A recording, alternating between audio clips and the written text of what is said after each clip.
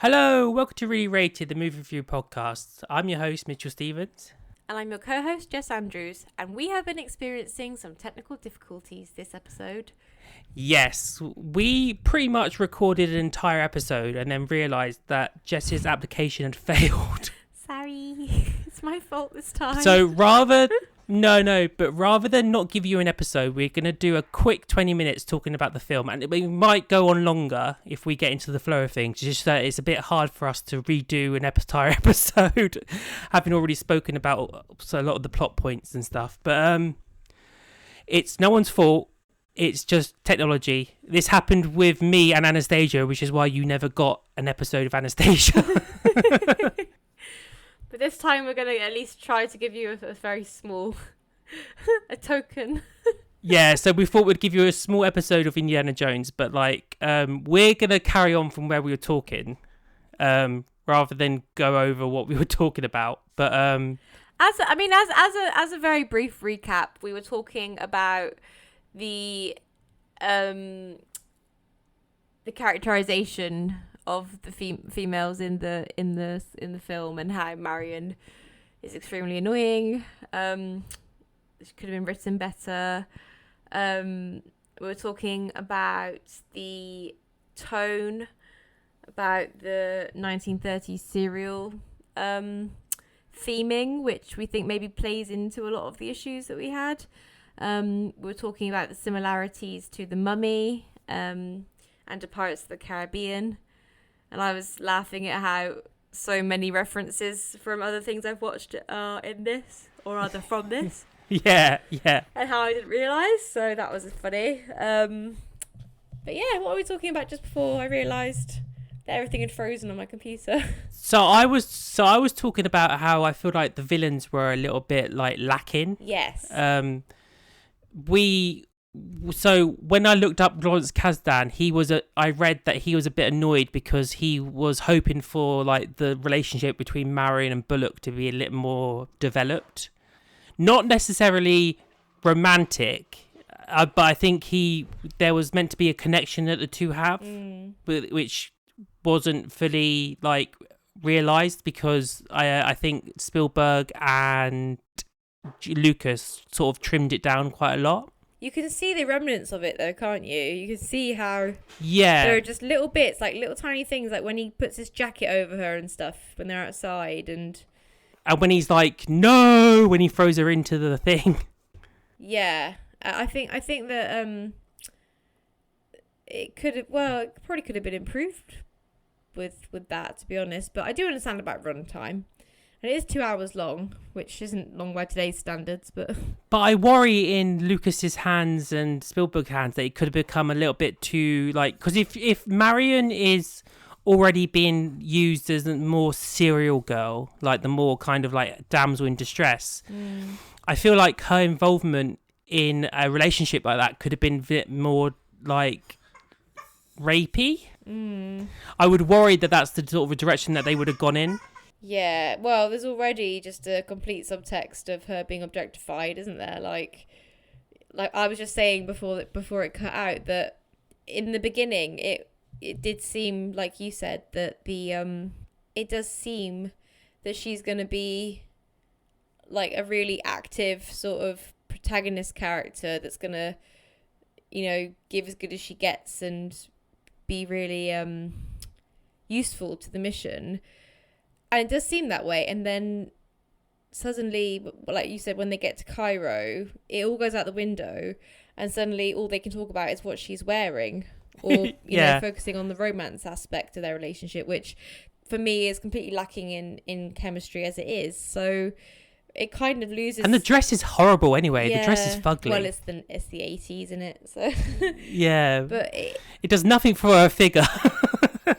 Well, it's really in it. But I think, I was a bit disappointed. I just thought there'd be a bit more to her, really. And I was also saying about, in terms of kind of wanting more, I felt that in the climax, both the main characters are completely superfluous to the action. Yeah. They just watch it happen rather than take an active role, Whereas generally in action movies, I don't know, maybe that is an aspect of the serial, of the 1930s serial that I'm ignorant to.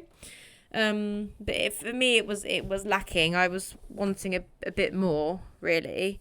I wanted more chemistry from the leads. I wanted more depth in the villains. I was saying, back to your point about the villains. I was saying that I wish they'd have gone kind of a bit, either made them more developed and sympathetic, like one of them or both of them, whatever, or gone full baddie with them, because they had the Nazi leader guy taught. There were scenes where he was quite intimidating and like cruel, and that was all great, but then there was some scenes where he's just kind of standing there, and it's like he's more of a henchman almost, like they're each other's henchmen. It's not like there's no kind of like, ooh, he's the big baddie, you know. He's not even kind of standing like in the climax when all their faces melt off. Belloq's in the middle, you know. He's the kind of the main perp of it all. But you'd think, wouldn't you, if this is the big Nazi guy and that we've been shown that Belloq's meant to be more sympathetic, why is it staged that way? Why is he the one to get the, you know, to explode and to, you know, I don't know, it just kind of Bullock's Bullock. sort of like priest garb sort of like threw me. Yeah, me too. Like when I don't know. I mean, you could have had a scene of, you know, because they said, didn't they? You know, one of the Germans was like, "Oh, I feel uncomfortable with this Hebrew ceremony," blah blah blah. And I thought, okay, that's an interesting point. And I wondered if maybe there was a scene where, you know, he said to him, "Oh, you can do the unveiling sort of thing," and he went, "Poof, I'm not taking part in a ceremony that's not, you know, that's Hebrew rooted or something." And that's why Belloq did it. I don't know. It just seems a bit unexplained. I don't know. Like, could Bullock have been, you know, secret Jew? Could that have been a more like maybe plot points with him? Yeah, maybe. It just lacked. I really would have rathered that they had none of the kind of build up to him being more sympathetic and having a relationship with Marion. And even almost sometimes I was thinking, oh, are they going to show, is he going to have a character arc where he kind of, him and Indy develop a respect for one another? You know, like, we're not friends, we have opposite views on things, but we both love archaeology, so we can be friends. Like, we can be, you know, we respect one another. Yeah. I thought maybe that might come into it, but no. But are we overlooking the Nazi thing? Like, because like, he joins forces with the Nazis, so like, is he blanketed evil because of that? Maybe. I mean, in the beginning, I thought, I mean, I might just miss something in the script, but I thought that money was just his motivation. Yeah, I thought that too. Yeah. But then a few times during the script, he'd start talking a bit of a Germany accent and stuff, and I'd be a bit like, "Oh wait, hold on, is he actually is he actually a German? Like, is he actually a Nazi as well?" I was a bit confused, if I'm honest. So yeah, I mean, I think the strengths of it. I mean, the score, like I said, has this really great sense of fun and like whimsicality, and brings like a bit of a levity to a, you know, story about Nazis.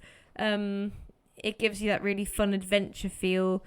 Harrison Ford is fantastic in it. Like, he's really charming, and even though the script, in my opinion, does leave a lot to be desired, he's good in it. You know, he works well with what he's got. I think he's so good, like, that everyone else pales in comparison. Like, even Brody. Yeah. Like, he feels a bit kind of like very side characters. I think that, I mean, Spielberg, when he was, I mean, I haven't been a huge fan recently, but something I do love about Spielberg's films is that his shots are so well set up. When you watch it, I mean, I don't know if it's a good thing or a bad thing, but for me, when I'm watching it, I'm always impressed because I'm looking at it and going, I can see that he's sat down and thought about this. He's not just, you know, pointing the camera.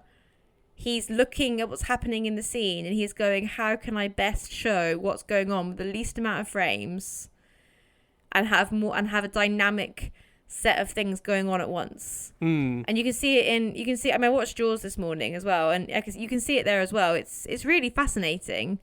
Like, he has such a good eye, and I don't think that can be argued with, especially not at this point in his career. Like the beginning as well, like the intro, the way that Indiana Jones is introduced is brilliant. You know, it's like, a bit shrouded in mystery, and it's all kind of shot in a bit of a way that's it shows you exactly what the film's going to be like and about. Yeah. The action scenes, even though they're not all to my taste, 'cause I'm not really a big sort of punchy sort of person. They're all, you can tell what's going on, which is nice, because a lot of the time in these sorts of films, especially recent films, I can't tell who's hitting who. Everyone's dressed the same. Everyone, you know, it's dark. I can't see anything, and I liked that the action scenes you could tell pretty much what was going on, so that was nice for me. Again, I think Marion serves in those scenes just to have a bit of a Deus Ex she's a Deus Ex Marion because she's just like, every time things go, oh, there she is with something to bonk someone over the head, or to, do you know what I mean? This is what I mean about how she's just a plot convenience. Yeah. Like, whenever he needs to go somewhere, oh, she's kidnapped. Whenever he needs to be saved, oh, she's there. It really, it's a bit of a shame. She's not so much an active character in the script. She's more of just a tool. Yeah, I think it doesn't improve as the films go on. Like, the female characters, like, unfortunately, I mean, like, Willie is a bit more, like, in the second film, she's a bit more of a foil in terms of, like, being, she's like Marion, but she's a little bit more funnier. Like, you can tell, like, you know, whereas Marion looks to be a willing participant in the film, like, as in, like, she's saying to Indy, like, I'm gonna be coming with you because I want that money back, so therefore I'm gonna be your shadow. But whereas Willie in the second film, she gets wrapped up in it all, she gets caught up in it, so she's almost an unwilling participant, which makes the humor more funny because she's not meant to be there. But Marion wants to be there, but then it's almost like she's not used when she's there. I mean, it's just a bit of a shame, because when you look at other films in the genre, generally, from the ones I've seen anyway, the female characters have a much more useful and active role. Yeah, and we're not saying that she has to be a girl boss. We're not saying that. No, not at all. You know how I feel about the whole girl boss thing. But I want well, it's not just female characters. I want all my characters to have a role and have a use. I mean, look at Jonathan in the Mummy. Yeah. He's there just to be a fucking idiot, but he actually also has a lot of, like, skills that help their mission. And Jonathan has a lot of heart to him. Yes. Like, even though he is a bit of a foil for, like, you know, the comedy. Yes. He has a lot of heart and a lot of, like, you can tell that he cares for Evie. Yeah, like, their family. It's like, it's got that kind of... Yeah. And I think maybe that's what's missing, because when you look at, like, I mean, even... I was gonna use Jurassic Park as an example, because obviously that, to me, is about Grant learning to be a father, how to take care of people that aren't him, and, like, to me that's what that film's actually about, right? But even in films like Jaws, it's not so much about the shark, it's about the relationship and the friendship and the dynamics between the main characters. And I think that's what's missing in this for me, is that I'm missing the dynamic between the main characters. Yeah. There's nothing, to me, there's nothing there. And that's a real shame. Because the only real conflict for me that made any sort of like, ooh, was the kind of rivalry between Belloc and Indiana. I thought that was an interesting sort of thing, which is why I was hoping it was going to develop into some kind of, like, you know, mutual respect, and at the end it would all pay off. I thought that might happen, but to me the character relationships were just super weak, which is a shame, because the rest of the film's quite, you know, all the action and stuff and music, everything, performances are really strong. But that's where it's lacking for me. Yeah, I mean, it's like that joke in Big Bang where, like, if Indy wasn't there, the same actions would happen. Like, ultimately, the Nazis would open up the Ark and all die anyway.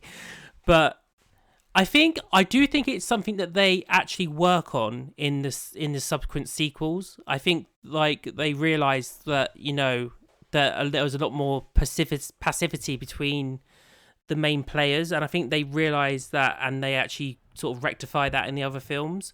Like, I can't say that they do it like 100% successfully in Temple of Doom, because like the Nazis don't play. From what I remember, Temple of Doom is like one of my least favorite of the films, but I haven't watched it as many times as like The Last Crusade. But in The Last Crusade, there is a lot more kind of interplay between the Nazis and Indiana Jones, in terms of like Indiana Jones becomes a real kind of bugbear for them. He's the fly in their ointment all the time. Yeah, there's a fly in my ointment. Sorry. Yeah, I mean, that's, for me, it's a real shame, because I think if the character relationships and the ending had been stronger, I'd have come onto this being like, oh, it was amazing, I loved it, it was so fun, and it gave me everything I needed. But it was like I had a pizza with all the toppings except for the cheese. That's how it felt for me. It was just a bit like I'm missing, because the thing is, for me, I am very much character girly. Like, if I don't like my characters, or if I think my characters don't have good relationships or bad relationships or whatever, like, it doesn't work for me. When characters, in anything I watch, if the characters just look at each other blankly and there's no actual sincerity or feeling in their interactions, I'm just not invested. And I think that's the problem here. And I guess that is the genre, maybe, that's not meant to be about the character relationships, but they managed to do it in The Mummy. So, I mean, I like Indiana Jones. Like, I like like I said in the previous recording, I like the Lost record. Can we call this Indiana Jones and the Lost Recording? Yeah. Raiders of the Lost Recording. I often think of this franchise as a trilogy, because I'm not a big fan of the fourth film, and I've not seen the fifth film. But like, I think that if it is a trilogy, like if it was just a trilogy, it has a very much successful payoff. But for me, I think like you said in the previous recording, the Lost Recording. Don't look at it, you'll die. That you said that it was a very good opening, like a very good. It very much introduced you to the characters like of Indy, and I think Brody becomes much more of a character in the third film, but he's very side character. But he becomes the Jonathan of the Mummy in the third film. Oh, really? But you got the buddy cop situations with him and Sean Connery as his dad in the third film, which I think is much more successful than Marion is. It is a real shame. It really is, because we know that there are many examples of where the kind of damsel in distress archetype proves to be a really funny, useful, like, valued part of the story. Yeah. The Mummy is a prime example. And even Elizabeth Swann to a certain extent, although I think she gets a little bit too girl bossy in the last one for me, but that's just me. In the first one at least. Yeah. You have all those scenes with her and Barbossa and Jack. Like, every character is really fleshed out and like charming. And I think, unfortunately, Marion especially, I mean, all the characters I think could do with a little bit more work, but her especially, I don't know, I'm not picking up her vibe, sadly. You're not picking up what she's laying down. I'm really not. I'm not hep to her jive. Like, it's a bit hard because you haven't seen the other films, but like, where would this place in our ranking? Like, is it underrated, rated, overrated? I think it's a little bit overrated. I hardly ever say that. But I think we have to take for me, for me, I would say it's rated, but for you who've only seen the first film, I think we have to take your rating as a bit more. Your rating is a bit more pure, whereas mine is. Never been called that before. Whereas mine is tainted with like, you know, years upon years of bad sequels and like, you know, the franchise being a bit of a state it's in, whereas you are very much like opened eyes to the first one. However, you do have to take into account that I had really high expectations. Yeah, true. Whereas you would have watched it for the first time when you were young and didn't have all these expectations. Whereas I was thinking, right, well, this is one of the greats. So this is going to be amazing. But Raiders is not my favourite of the Indiana Jones films, though. That's the thing. So if you want to say it's overrated, I wouldn't disagree with you. I think I need to see the others. Yeah. I don't know. Yeah. We could do a to be continued with this rating. Like maybe later on, we'll give you. I mean, like I say, I think I've watched bits of the third one with my dad when I was much younger, and I do remember thinking it was good. Like I remember, you know, even then, just getting the vibe that it was funny. You know, it had a lot of heart and stuff. I remember a scene with Sean Connery being tied up with him back to back, right? Yeah. At one point. Yeah, and they're squabbling. Oh, the third one's so good. I can't wait for you to get to the third one. Yeah. So I think I've been a little bit more negative about this than I wanted to be, because it's not bad in any stretch. It's just there's just parts of it that I feel frustrated, because I just really wanted more. I wanted to feel those sort of character relationships that I'm used to getting with Spielberg, and maybe it is, I'm sorry to say it, maybe it is because George Lucas was so heavily involved, because we all know what he's like with character and story. Yeah. Because to me, it did not feel like Spielberg in terms of the character, because for me, that's what I like about Spielberg early stuff. And it was really lacking. I don't know if that is a symptom of, you know, too many fingers in the pie, but it didn't tickle my pickle. No, and let's not forget that we've been talking about this film for over an hour. You're only getting 20 minutes plus of what we thought, but yeah, I liked that it was gory. Something that did surprise me and entice me was that it was pretty gory, and I like a bit of that. So I liked that a lot. Let's say that our rating is to be continued, and like okay. we'll see what, at least, because I think if you watch the other two, I think you would have a deep enough understanding of the franchise at that point, because I don't think you need to see 4 and 5 in my opinion to get it. I don't think I ever will, because I think 3 is a really good wrap up for the franchise, and it could have been left there. Yeah. Okay. Well. Or should have been left there. Yeah. Well. Okay, well, I promised to watch The Last Crusade. Well, I'll watch Temple of Doom first, and then I'll watch The Last Crusade. But for our next podcast, I'm really excited, and I was really happy when you brought this up, Jess. Because we are doing Deep Blue Sea. Yes! I love I will not tell you what I think about it yet. Deep Blue Sea. Yes, I've heard of that one. Not to spoil our rating, but I think Deep Blue Sea is underappreciated, especially in terms of like a modern audience, because we've had films like The Meg that's come out. Yeah. And I think has overshadowed it. Yeah, but have you noticed there's been a bit of an influx recently of shark films? Yeah, there's one, Beast of War, Man of War. Yeah, and there's one called Devil's Mouth, and there's another one. Oh, and there's yeah. another one, which is a plane crash one. I've forgotten what that's. I think that one's called Deep Water. Yeah. Yeah, so I'm really excited for those. So sharks are on the rise, so we need to go back before you can go forward. Absolutely. I'm getting a shark tattoo soon, so maybe I'll have it in time. Ooh. I know. But yeah, no, I think. How do we watch Deep Blue Sea? Is it on Netflix? Probably is. Because Indiana Jones, I thought was on Disney Plus, but it wasn't. So I'm sorry for my bad information on the last podcast. Well, Dan was absolutely sure it was on Disney Plus as well. He kept going, "It's on Disney Plus. It definitely is." And I was going, "It isn't. It isn't." And he's like, "It is," and I'm like, "And it wasn't." No, it's not currently on Netflix. Oh, Lord. Okay, well, it's on YouTube and Amazon. But you know what, Mitch?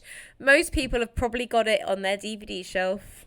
Yeah, so give that a watch. I recommend at least renting it, because sites like YouTube and Prime, they're always doing deals, and it's often at least $3.99, if that. And you know what? Not to spoil the rating, but I have never met a person that hasn't told me that they've not enjoyed it. That makes sense? That was bad syntax. No, neither have I. So I look forward to chatting about that next time. I'm very sorry about the technical errors. It doesn't seem to have messed up now, so at least we've got half an hour. But yeah, devastating. That's good. We wanted to at least give you a podcast. Otherwise, because I mean, I was gonna say let's just not bother, but Jess was like, no. No, well, the thing is, it's so hard as adults, the adults that we pretend to be. It's so hard to find a time to actually record and, get this done. So yeah, to fritter it away just seems silly. So at least we've got something in the books to give you for Indiana Jones. Well, you never know. We might come back to the series later on. So we'll see. Because I think the third one is worth talking about. But then we will see. But next, we will be talking about Deep Blue Sea. So get that watched. And we will see you next time. Bye!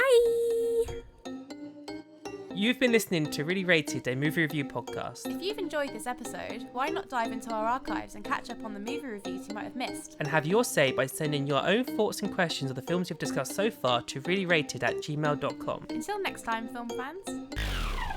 Keep it really rated.